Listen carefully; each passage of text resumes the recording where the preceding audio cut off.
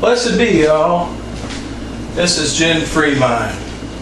I am going to do a little bit of a different thing today. I am going to be doing kombucha. And kombucha is it's a tea. It is made from what's called a SCOBY, which actually turns that tea into an effervescent drink, which is quite nice. And it also has a lot of enzymes and things like that your body needs. And the first thing I'm going to do is wipe everything down with distilled white vinegar. I've already washed my hands. I've washed these other things too. And I take a paper towel and wipe my hands off. And then I'm going to wipe all of these things down, including the surface I'm going to work on. This is to keep any other bacteria or viruses or whatever from contaminating the kombucha.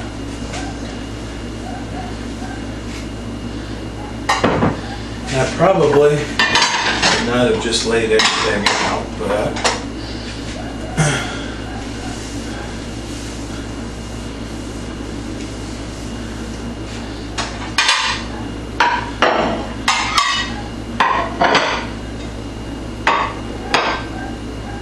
I am going to be working with 3 gallons of kombucha today.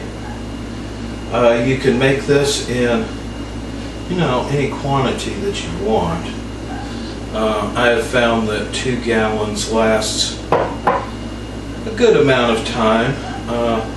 There's 2 people here in the house that are actually drinking it, so it usually lasts us a couple of weeks, which is the time it takes for this to brew. A week to 2 weeks, something like that. And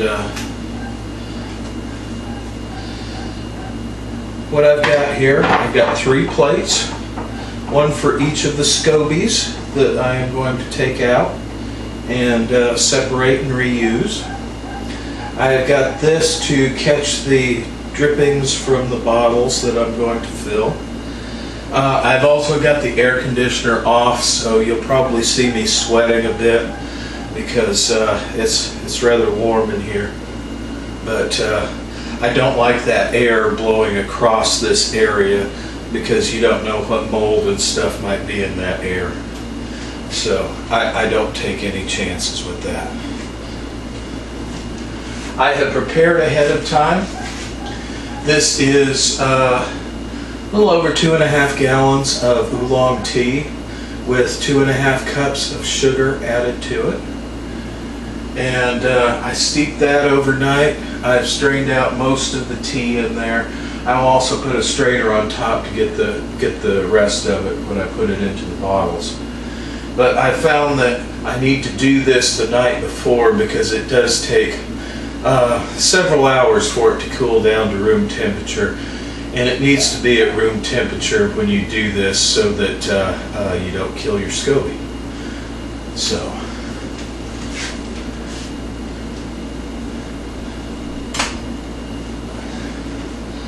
this is kombucha. I've kept it in a cabinet away from the light. Hopefully it hasn't gotten too hot in there. I'll take the top off of this and I can see that my SCOBY is nice and healthy. It is a sort of a tan color, something like that. So I know that it's okay if you see black or green on there. You've got contamination and you've got to start over. So everything looks good. And I'm going to start. I'm going to need some more paper towel here.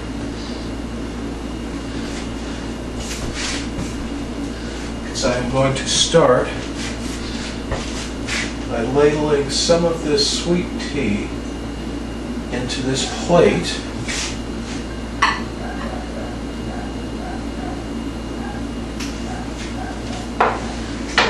And I will remove the SCOBY.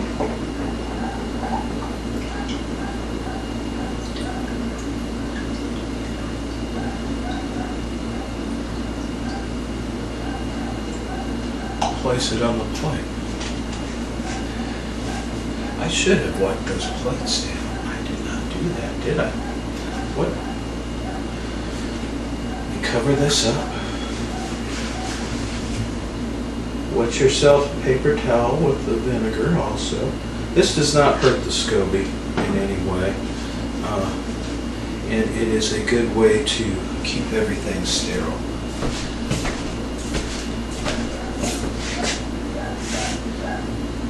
I have also found that you got to keep the paper towel on the plate. If you don't keep it on the plate, it wicks everything off onto the counter. Just a little tip for you there. And I'm going to go ahead and wipe these other ones down. I may not use that SCOBY because you end up with 2 SCOBYs every time you do this. So I think I will just use the other ones since I didn't wipe that plate off before I started. Okay. Now, I have bottles here. These are bottles that I got at the wine and beer store. They are designed so that they can take the pressure. If you put this in a regular bottle, it may explode. But these are designed for beer and stuff like that that have pressure to them. So these are the type of thing that you want to use. The beer and wine store is a good place to get information about this. Since this is a brewed product, they have a lot of folks that come in and talk about it.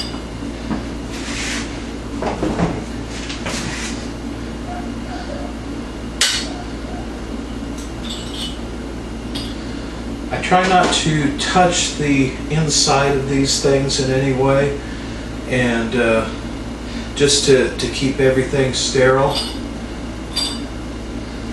even though I've cleaned my hands off and stuff.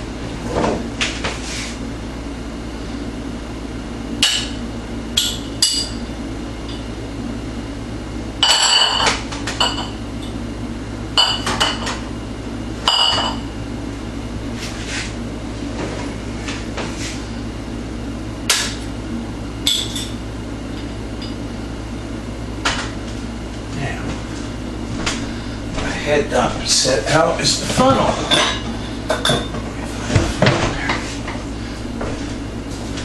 Now, this is where things get a little bit tricky. And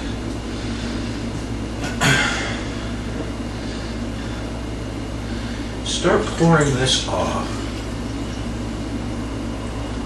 You can see how it foams up. That foam will tend to fill up the top of this. Oh, and then you get an overflow, just like that. That's why this is the first time I've done this. I started putting this pan under here so I don't waste it.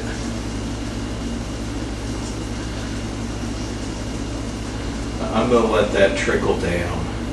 You want to fill these as much as you can to the top. You get a better second fermentation when you do this. And after the foam settles down, I'm going to top that off just a little bit.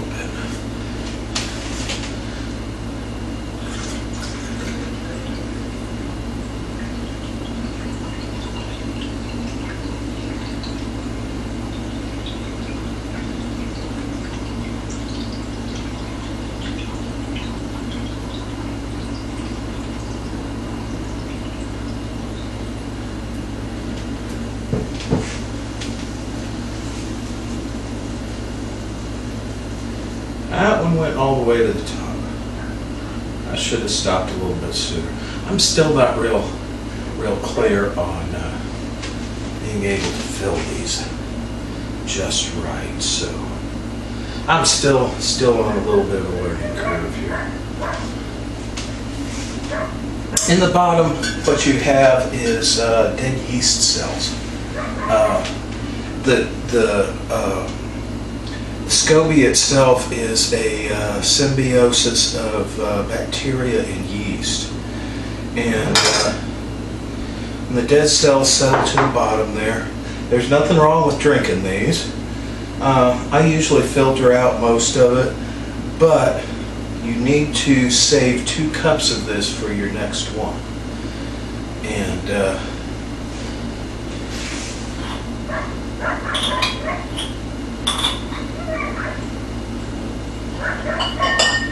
I'm going to pour off just a smidgen of that, so that I just have a little bit of airspace at the top of this. And then I will cap this.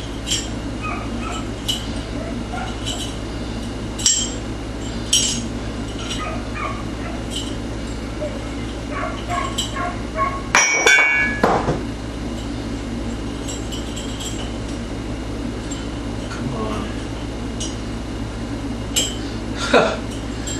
Of course it won't work because I'm on camera here.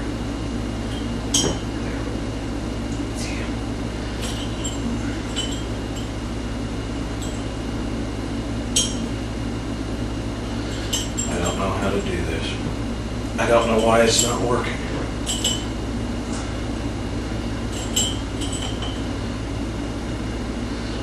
I could do this perfectly well when I'm not, don't have somebody watching. Okay.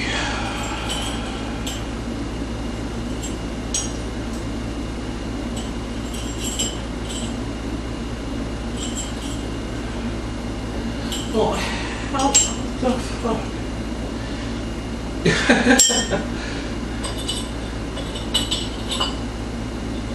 That one works just right. Man, why does this one not want to work?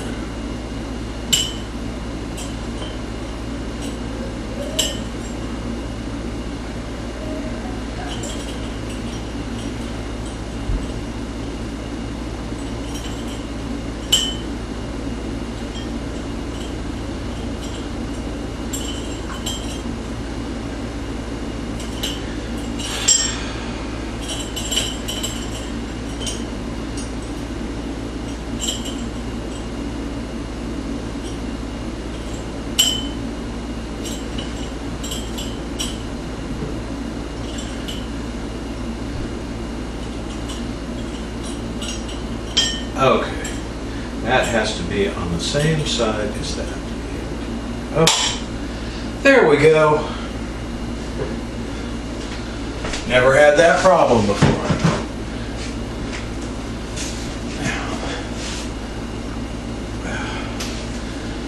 Okay, back to what I was doing here. I'm going to get another strainer.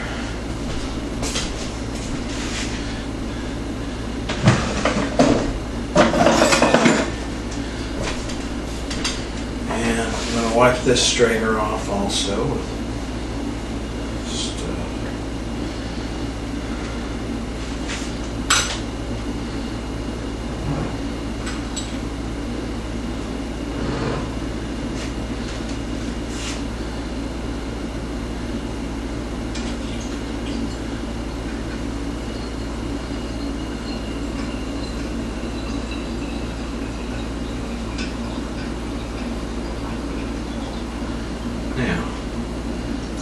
save. Oops, there's 1 cup. I always need plenty of paper towels for this. I'm always spilling stuff. I do have a measuring cup. As long as you get approximately 2 cups, it's not a problem.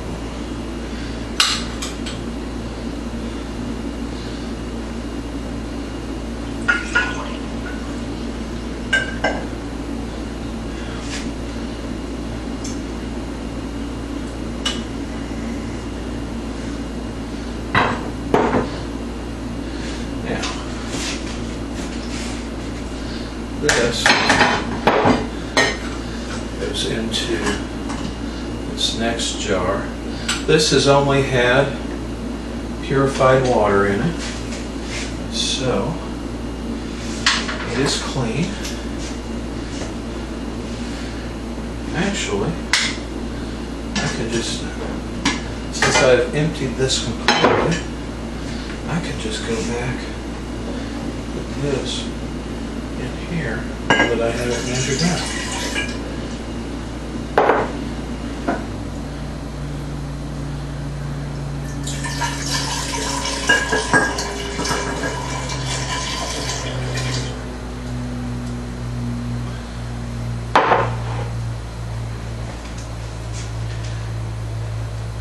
Now,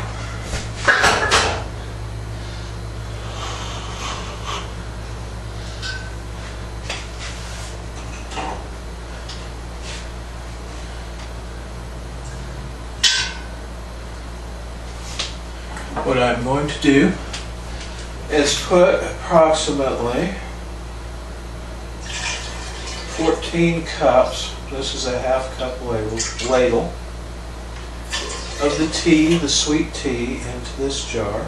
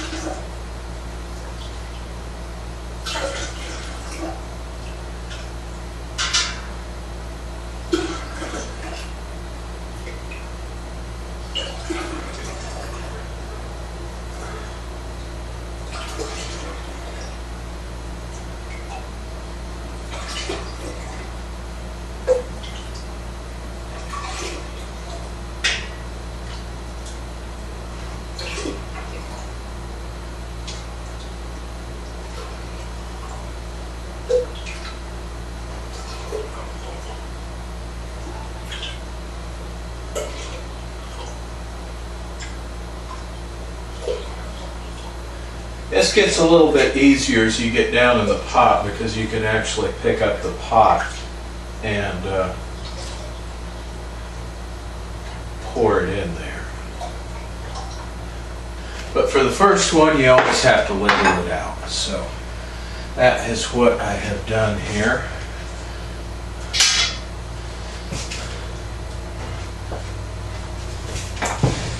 Now, like I said, I'm not going to use the SCOBY out of that one.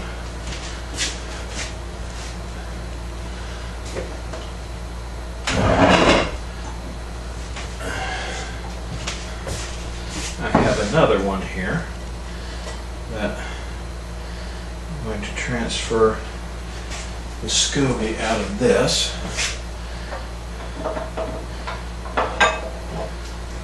into there.